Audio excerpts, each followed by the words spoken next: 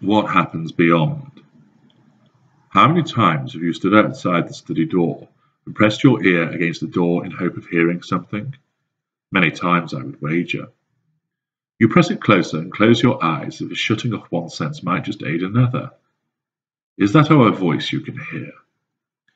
It is difficult to tell as the frenetic and anxious beating of your heart causes the blood to roar in your ears, and you cannot tell if that is us speaking in a low murmur, the sound of a television, or the incessant hum of the technology on the other side of this portal. Are we speaking to someone, or is that now the clack of the keyboard as our fingers glide across it? What is it that we are doing beyond this door? Your hand reaches out to the handle, but you know that it is pointless. The door will be locked. It was not long after we began these nighttime residences in the study that a lock was fitted, and you have never seen the key. The room is always locked when we are in it. The room is always locked when we are not in it. You have no access. You once went to find a ladder, determined to peer in through the window and see what lies within. Strange thoughts of witnessing bizarre experiments flicked through your mind, visions of some hybrid beast chained and caged, a monster yet to be unleashed. Yet, as you looked up, you could see that the blinds had been closed. Once again, we had outstrode you. Even if a locked door did not bar your access, you know that as soon as you began to open the door, we would appear at it, face filling the crack, body weight behind it, preventing you from pushing it open any further, our suspicious face blocking you from seeing what lay within. We soon ushered you away, muttering about having important work to do. You made kind noises, suggesting that we worked too hard and inviting us to allow you ingress, so you might massage our shoulders. But your suggestion did not even merit a reply, as the door was shoved shut once again. You shall not pass might as well have been etched on the timber.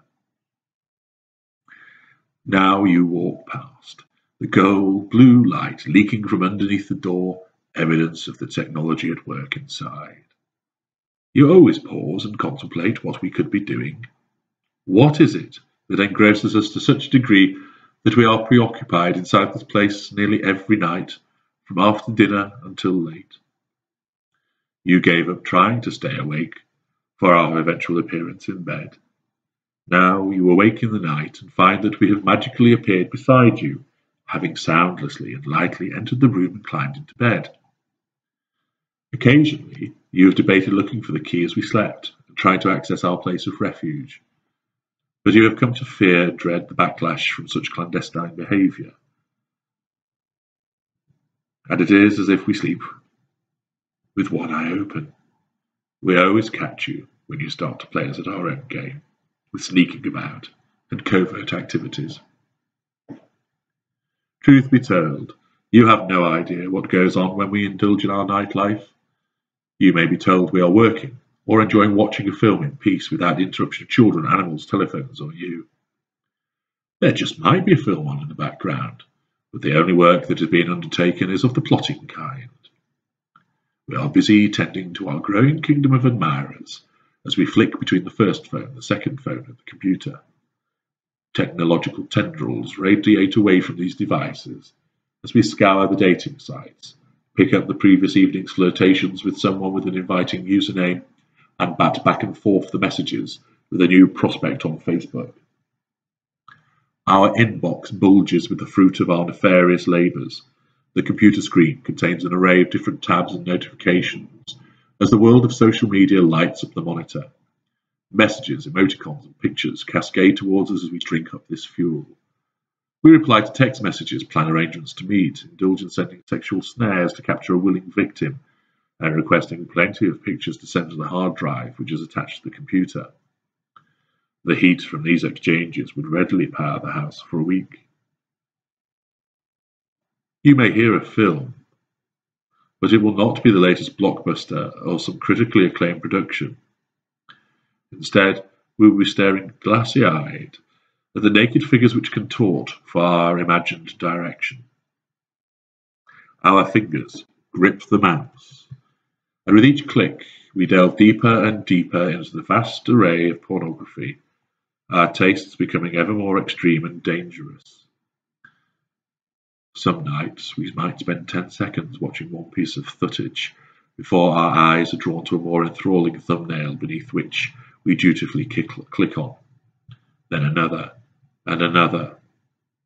We watch everything but see nothing, as we flit like a butterfly from one porn site to another, dancing across the categories, inserting our own searches as we seek that elusive hit that satisfies us.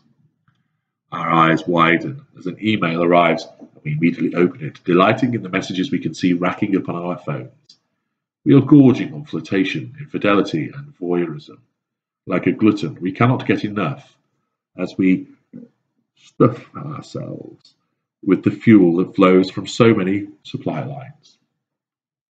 As we do so, our thoughts drift to you lying alone, no doubt wondering what we are doing, and we allow ourselves to smile as we savor that drop of negative thought fuel, imagining your discomfort and loneliness.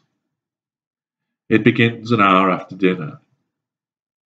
Then, 2. Soon external appointments start to be discarded and avoided in order to make a return to the mothership and plug in to all of the waiting admirers in chat rooms across the internet.